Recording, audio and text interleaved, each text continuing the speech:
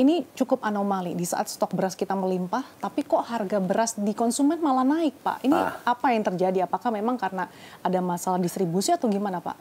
Nah, ini menarik CNBC ini. Menarik, Pak. Ini penciumannya tajam. Baru saja kami umumkan ada anomali di saat stok kita banyak, harga naik di konsumen. Tapi harga naik sesuai BPS bulan lalu, turun di penggilingan atau tingkat petani. Berarti anomali kan? Kalau di produsen turun, berarti di konsumen juga harus turun. Sehingga kami turun bersama Satgas. Kepolisian, kejaksaan, kami, Badan Pangan, kami turun cek apa yang terjadi. Dan 80% tidak sesuai regulasi yang ada. Ada volumenya, ada 20% volumenya berkurang daripada katakanlah 5 kilo, mungkin 4,5 kilo dan seterusnya. Kemudian kualitasnya, harusnya itu adalah beras curah, tetapi dikemas medium dan premium. Enggak sesuai standar yang ada. Itu 80%, di atas 80%. Pasar becek, supermarket, pasar modern, semua terjadi. Tidak aja di pasar tradisional saja? Tidak. Dan ada 200 merek bermasalah, kami sudah kirim ke Pak Kapolri dengan Jaksa Agung. Ini harus diberesin, kesempatan. Temuan kenapa? Ini artinya terjadi baru-baru ini atau jangan-jangan sudah terjadi bertahun-tahun, Pak? Bisa jadi bertahun-tahun. Berarti publik dibohongi dong, Pak, bertahun-tahun? Ya, begitulah kira-kira. Jadi kita sekarang, kesempatan momentum ini sangat baik karena stok kita banyak. Stok kita banyak, kesempatan kita memperbaiki. Ayo memperbaiki. Kami himbau, kami beri kesempatan, mulai hari ini perbaiki. Perbaiki semua beras kemasan. Oke, perbaikannya seperti apa, Pak? Karena kita tahu beras ini kualitasnya, kan, beras ini makanan pokok Indonesia, Pak. Iya, volumenya terutama, kemudian kualitasnya. Jadi gini, kualitasnya adalah ditulis bahwa ini kalau emas 24 karat, tapi isinya 18 karat. Sama-sama emas. Ya, gitulah kira-kira contoh sederhananya. Jadi kami himbau, kami minta kepada seluruh saudaraku pengusaha, ada 200-an, ada 100, hampir 200-an merek yang tidak sesuai standar volume, kualitas, bahkan ada yang tidak punya izin. Oke, nah artinya potensi kerugian konsumen berapa besar ini, Pak? 1 tahun ya, potensi kerugian 99 triliun. 99 triliun, tadi ada 200 merek ya, Pak ya? Iya. Nah, ini langkah dalam jangka pendek menengahnya seperti apa, Pak? Apakah memang nanti merek-mereknya akan ditarik semua atau seperti apa? Jadi gini, kita beri kesempatan tadi dari penegak hukum, APH memberi kesempatan 2 minggu. Oke lah, nggak masalah. Yang penting tujuan kami adalah bagaimana masyarakat menikmati pangan, khususnya beras, sesuai dengan yang dicantumkan. Kemudian jangan melewati harga HET. Kemudian kalau mengatakan premium, benar-benar premium. Kalau mengatakan medium, benar-benar medium. Sesuai label ya, Pak? Iya, sesuai label. Tetapi yang tidak sesuai adalah di atas ada 80-90% tidak sesuai. Oke.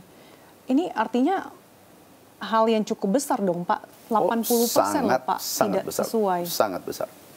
Sangat besar. Langkah Dan ini nanti kalau kami minta kepada seluruh saudara-saudara kita yang perusahaan beras, tolong dong sesuai regulasi yang ada.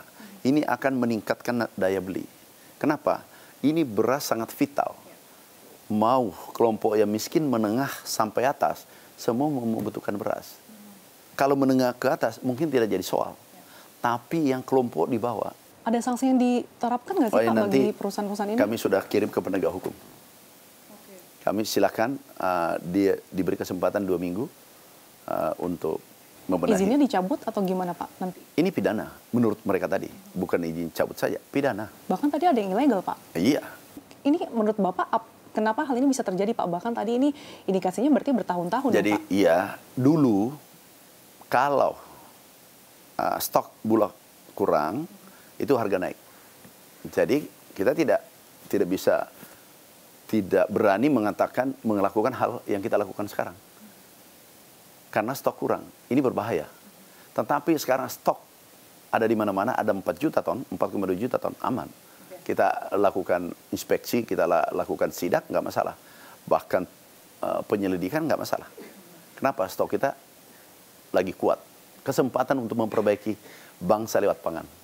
Ada waktu 2 minggu ya Pak untuk perbaikan ini. Oke. Tadi Anda sempat mention terkait dengan peluang ekspor. Beberapa negara sudah menunjukkan ketertarikannya ya Pak, termasuk Malaysia. Nah ini peluangnya seperti apa sih? Namun di satu sisi gimana juga kita menjaga ketersediaan beras itu Pak? Kalau ada peluang kita arahan Bapak Presiden, kalau saudara kita minta bantuan kita bantu. Tapi lagi-lagi kita juga memperhatikan dalam negeri. Itu pesan Bapak. Tapi mungkin sudah ada pembicaraan Pak dengan negara-negara lain? Ya, karena ini kondisi beras alhamdulillah kita aman, tetapi negara tetangga seperti Malaysia, Filipina, dan Jepang, baru saja dirilis lagi beritanya Jepang, beras sudah sebagian di atas 100.000 rupiah per kilogram. Kalau kita alhamdulillah masih aman. Oke. Pak Menteri, di satu sisi di tengah produksi kita melimpah, yang menjadi persoalan juga ini adalah masalah penyimpanan. Karena kalau stok melimpah ini kan akan menimbulkan tantangan baru ya Pak. Yeah. Gimana pemerintah memastikan bahwa dengan stok beras yang melimpah ini dari segi logistik, kemudian gudang ini juga memadai? Itu jauh lebih mudah daripada tidak ada yang bisa disimpan. Jauh lebih mudah, itu nanti Bulog gampang mengatasinya. Saya kira urusan Bulog nantinya. Tetapi yang paling sulit adalah kalau mau menyimpan beras tidak ada beras. Dan mau mengimpor beras, ingat tahun lalu nggak ada negara lain menyetop ekspor. Dan itu sangat berbahaya untuk suatu negara. Yang kita bahagia sekarang, karena ada yang bisa disimpan, tinggal kita atur gimana cara menyimpannya dengan baik. Pak,